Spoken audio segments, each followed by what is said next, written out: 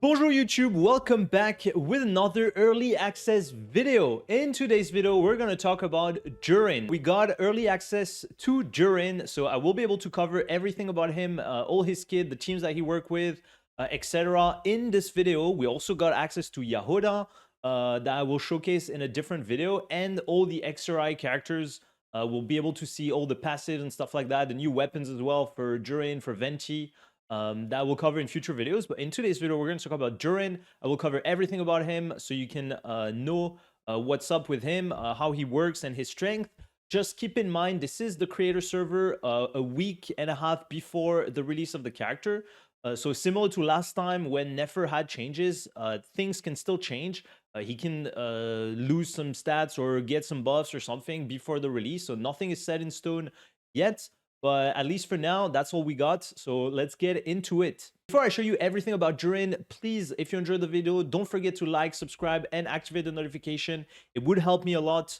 And yeah, let's get into it. First, Durin is going to be more of a support slash sub DPS similar to Shengling. He's going to deal off-field pyro damage, and he's going to apply pyro off-field so you can do more reactions with the rest of your team, or you can overload for overload teams, for example, with RSA or stuff like that. He's not going to be insanely strong as a main DPS. I would say his scaling is not crazy, but he still has some numbers. And if you get some constellations as well, you will definitely be able to play him more DPS-like. So we'll get into it a little bit later. But for now, I will showcase his different abilities, his weapon, his artifact set, and yeah, that's going to be it. So the particularity with Durin is that his skill is very special. When you press his skill, his normal attack and his skill will change. So after you press his skill the first time, if you press normal attack or skill, he will have different buffs for the rest of the team and different abilities. So for example, when you press the skill and then the normal attack, he will do a different attack animation. And then after that, when you use his burst will auto-target the enemy with pyro damage and will apply pyro on the enemy and deal pyro damage. And it's going to be helpful if you're facing like single target enemies, for example. While if you do skill and then press his skill again and then you use his burst, he will do more AoE pyro damage. So when you fight a lot of enemies, for example, with Venti, it's going to be pretty nice. And basically the way it works is that when you use his skill and then use skill or basic attack, he will enter a specific state that will change the ability of his burst. Now, the real power of Durin is that this burst ability will have different buffs for your team thanks to his passive. His passive makes it so when you use this enhanced burst, when you use the one that deals AoE damage, so reminder, to deal the AoE damage, you need to press the skill twice and then use your burst. He will reduce the resistance of the enemy depending on which reactions you did. So he's gonna reduce the resistance of the enemy, the pyro resistance, and the other element that you did the reaction with by 20% for 6 seconds. One thing to keep in mind as well is that Durin buff does not work off-field for Vaporize and Melt teams. As you can see on his passive, the Melt and Vaporize reactions are not mentioned, but he's still going to be a very, very good off-field pyro app, similar to Shangli or stuff like that. And also his personal damage is going to be pretty good. If he's able to vape or melt in the teams by himself as well, he's going to be pretty solid. So in the rest of the video, when I'm going to show you some teams, also keep that in mind that it's not necessarily just because his buff is going to be valuable here, but also because his overall DPS is pretty solid. So he can work in teams even if he doesn't necessarily buff directly the main DPS. And since this ability can proc off-field, you can basically have this buff permanently during the duration of his burst. So it kind of acts as Shironen's skill, for example. Shironen's skill can reduce the resistance of the enemy depending what elements you have in your team here. It's kind of similar. Depending what reactions you use, he will reduce the corresponding element's resistance to the enemy. Now, for the rest of his passives, when you use the single target burst, it will just improve his vaporized damage and his melt damage. So it gives him more damage if you're using the single target burst than the AoE burst. The AoE burst will be more of a support ability, and the single target burst will be more of a main DPS ability. And when it comes down to his second passive, it's similar to the second part of his first passive. It will buff his personal damage up to 75% depending on how much attack you have. So the damage will increase by 3% for each 100 attack that Durin has, up to 75%. So if you have 2.5k attack, you will be able to maximize that buff. But as I said, his numbers are not insane. So the maximum scaling on his burst is about 200 times 3, something like that. So it's not bad. And then the off-field damage is going to be about 200% as well. So it's not bad for off-field damage. If you compare to Shengling, for example, it's basically very similar scaling. So it is still very good damage. It's not much better than Shengling though in terms of like overall numbers, but the duration is a bit longer, and the enemy cannot dodge the burst because it's basically auto-targeted, so it's much easier to hit than the Pyronado from Shengling. And the burst lasts for 20 seconds instead of 14 seconds if you have Shengling C4, or 10 seconds if you don't have Shengling C4, so it's a much longer duration. And finally, his last passive basically makes it so when you play him with another XRI character, so Venti, Razor, Klee, character official, something like that, his buff from his other talents will increase by 75%. So for example, the Red Shred buff will be increased by 15%. So it's going to be 35% resistance shred. So it's going to be pretty insane, but only with those specific characters, not in every single team. Also, one last thing is that his skill will regenerate 30 flat energy for Durin every time you use it. So his burst cost is about 70 energy. So you will gain 30 every single time you use your skill. So if you use your skill, normal attack, or skill, you will gain 30 energy instantly. So his energy requirement is actually pretty low, which is very nice and makes it much, much easier than, for example, with Shengling, which her energy requirements are like absurd. So it's way, way more convenient. Now, in terms of weapons, I'm not doing calcs. You can probably find calcs on other early access videos, but here, all I'm going to say is that his weapon is pretty nice. The buffs are fucking disgusting. 16% crit damage bonus on the burst, 33% crit rate substat on the weapon with 600 base attack. It also gives 16% attack to the rest of your team for 3 seconds every time you hit an enemy with an elemental burst. Considering all Durin's damage is considered elemental burst, basically when he's off field, you keep the buff basically the whole duration of the burst from Durin. And then on top of that, if you play with another XRI, the buffs from the weapon are increased by another 75%. So it is pretty huge. I don't think the weapon is game breaking in general. I mean, it's still 16% attack bonus for the rest of the team, 20% for the character holding the weapon, and 16% crit damage. So it's pretty solid. It can work on other characters as well, but I would say it's not like game breaking. In terms of other 5-star weapons, there's not a lot of options. I think Mist Splitter is pretty solid, gives a lot of elemental damage, high base attack, and some crit damage, so it is pretty solid.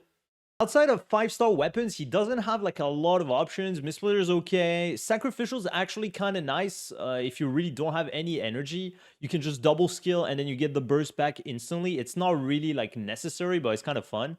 And after that, like any weapon that gives some attack or some crit is going to be okay, but there's not really any 4-star options that are very, very good. Now, in terms of artifacts, same thing here. He doesn't have a ton of options. Noblesse is going to be pretty nice, especially if you don't play with Bennett in the team. So let's say you play Varesa Overload with Durin Noblesse, Yansan Scroll, and then Chevreuse on Song of Days Past or something similar. Is going to be great. So other than that, if you want to go main DPS / sub DPS, you can go Crimson Witch or Emblem. It's going to be okay. It's going to give him some decent damage in the reactions or with the burst.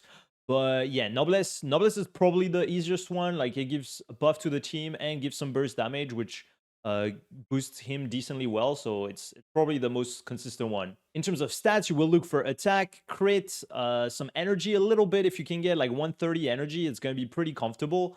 And then if you get some EM, that can be useful. On the Sands attack main stat, on the Goblet Pyro main stat, and on the Circlet, most likely crit damage if you're running his weapon, but it depends. If you're not using his signature weapon, if you're not using a crit rate weapon, you might want to go crit rate Circlet, because he ascends with 38.4 crit damage, so you won't need that much crit damage if you're already running crit damage weapon, crit damage and crit damage ascension. Crit rate Circlet might be your best option, so it depends.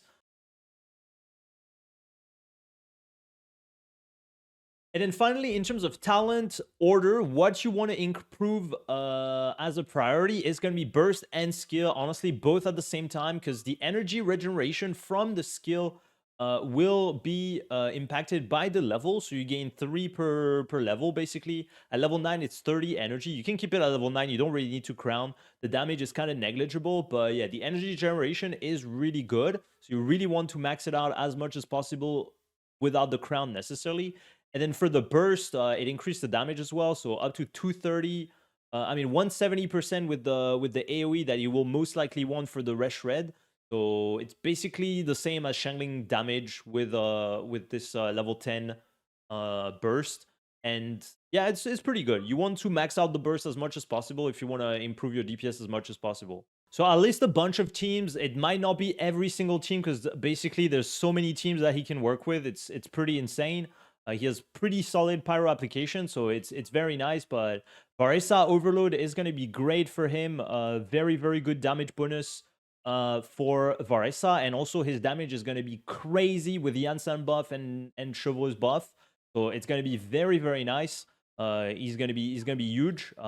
He's gonna be even maybe better than Mawika. I haven't done comparison yet between Durin and Mawika, but he is definitely gonna be similar to Mawika in this team with all his buffs. It's gonna be crazy. If you don't have Yansan, you can also put in Fischl. Thanks to the new XRI buff, she's gonna be able to buff Durin and also buff the rest of the team from her passive. So this is also going to be a very solid option. After that, if you want to play some Vape teams, he can work with Neuvillette, Farina, and Shilonen as well. Can be very, very nice for the Resh Red. Instead of Silali, for example, if you're not playing Freeze, or instead of Kazuha for the Viridescent. The only issue here is that Noblesse is not going to be very useful here, so you can give him maybe something different. There's not really a lot of options here, but it's kind of whatever.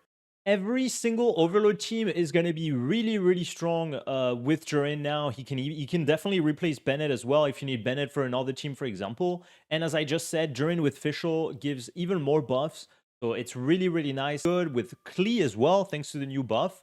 It's going to be really nice. The only team it doesn't work really well for Overload is going to be Mawika, because if you're playing with Mawika, you will need another Nadlan characters to be able to get energy on Mawika. So, for example, you kind of have to do Yansan, but then you don't have outfield Electro, so it's not the best. You can do Auron technically if you don't use Yansan. It's still gonna be pretty good here. But yeah, it's not necessarily gonna be as good with Mawika.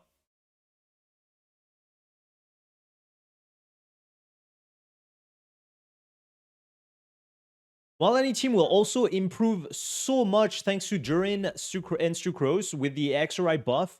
You will gain even more damage with the XRI buff and with Durin Resh Red. So it's going to be very, very good. If you're a Moali enjoyer, it's going to be pretty nice.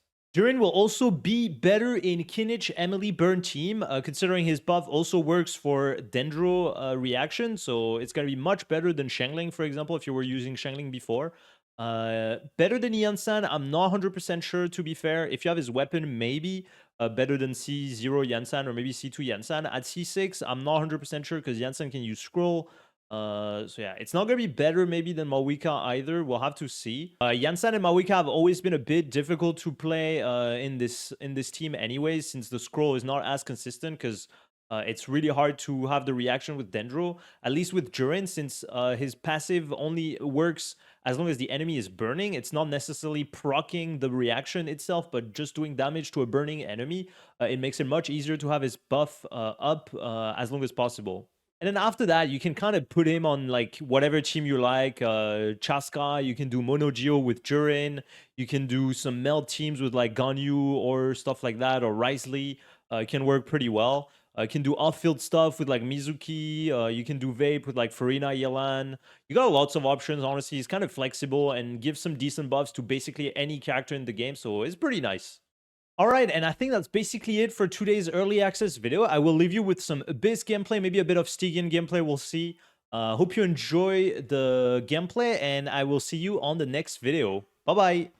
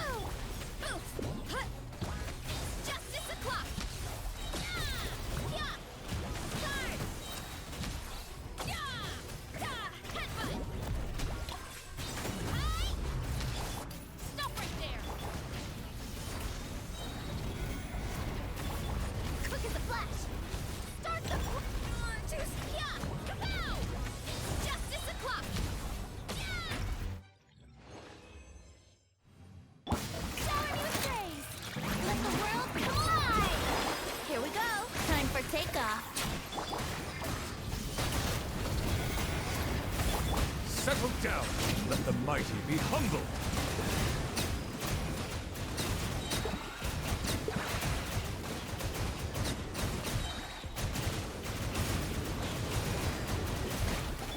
Yoo-hoo! Let my name echo in song. Think you can get away? Brace yourself. Be sanctified. Silence!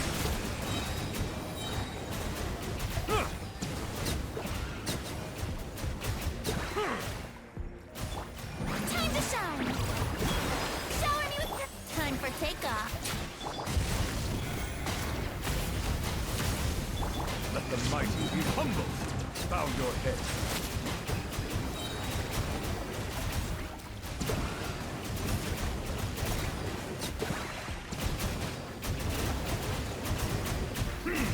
Settle down.